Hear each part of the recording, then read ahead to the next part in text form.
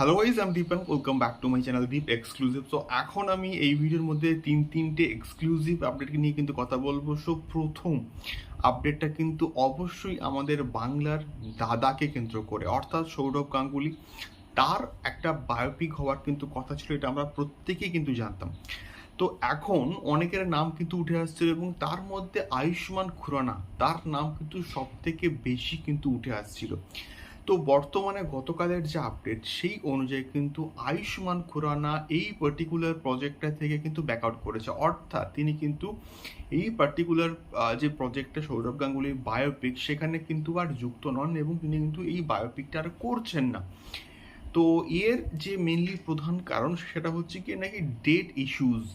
তার ডেট ইস্যুজের কারণে কিন্তু তিনি এই পার্টিকুলার যে বায়োপিক সেখান থেকে কিন্তু সরে দাঁড়িয়েছেন। এবার দেখা যাক এই পার্টিকুলার প্রজেক্টটা কে লিড কাস্টে অভিনয় করে, এটাই কিন্তু দেখার মতো বিষয়পত্র হবে। দ্বিতীয়ত আমি অবশ্যই কথা বলবো রেস 4কে নিয়ে। তো রেস 4 এমন একটা প্রজেক্ট হচ্ছে যে প্রজেক্টটাকে নিয়ে মেকার্সরা কিন্তু প্রচণ্ড আশাবাদী, যেহেতু এই পার্টিকুলার প্রজেক্টে সৈফ আলী খান আবার কিন্তু ফিরছে। রেস 3টা যেভাবে ডিজাস্টার হয়েছিল, সলমান খান ছিল এবং এটা আমরা আশাই করিনি যে সৈফ আলী খান রেস 4-এ থাকবে না। তো আলটিমেটলি প্রডিউসারদের মাথা জ্ঞান ভ্রম সব কিছু ফিরেছে এবং তারা রেস 4-এ সৈফ আলী খানকেই হচ্ছে নিয়ে আসছে। এবং এই পার্টিকুলার যে ছবিটা আসছে এখানে আরও একটা মেন গুরুত্বপূর্ণ চরিত্র বা অ্যান্টাগনিস্ট বা ভিলেন হতে পারে। এখানে কিন্তু সিদ্ধার্থ মালহোত্রাকে কিন্তু অ্যাপ্রোচ করা হয়েছে।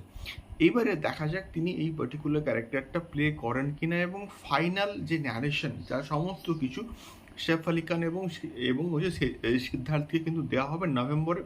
এবং আলটিমেটলি দেখা যাক এটা শুটিং কবে থেকে শুরু হয়। দেখা যাক সৈফ আলী খান ভার্সেস সিদ্ধার্থ মালহোত্রা এই ক্ল্যাশটা আমরা দেখতে পাই কিনা বড় পর্দাতে। তোমাদের কি মতামত অবশ্যই কিন্তু জানিও। সবার লাস্টে অবশ্যই কিন্তু কথা বলবো দেবদাকে নিয়ে এবং খাদানের টিজারকে নিয়ে। তো ফাইনালি আমি কিন্তু প্রিভিয়াসলি একটা ভিডিওতে আপডেট দিয়েছিলাম যে হয়তো এই পার্টিকুলার আপডেটটা ফেক হতে পারে, বাট প্রপার আমি একটা লিঙ্ক পেয়েছি। তো সেখান থেকে এটুকু কনফার্ম যে খাদানের টিজার সেন্সার কিন্তু হয়েছে এবং এটার ডিউরেশন প্রায় 1 মিনিট 23 সেকেন্ড। এবং এটা আমার মনে হয়েছে খাদানের টিজার, মানে টিজারের পক্ষে একটা পারফেক্ট ডিউরেশন। খুব বড়ও কিন্তু নয়, খুব ছোটও কিন্তু নয়, মোটামুটি মিডিয়াম সাইজের একটা টিজার হয়েছে। এবার দেখা যাক এই পার্টিকুলার টিজারটা কতটা ইম্প্যাক্টফুল হয়। তো এটাই ছিল মেনলি তিনটে আপডেট। তোমাদের কি ফিডব্যাক অবশ্যই জানিও কমেন্ট বক্সে কমেন্ট করে। দেখা হচ্ছে পরবর্তী ভিডিওতে। টাটা।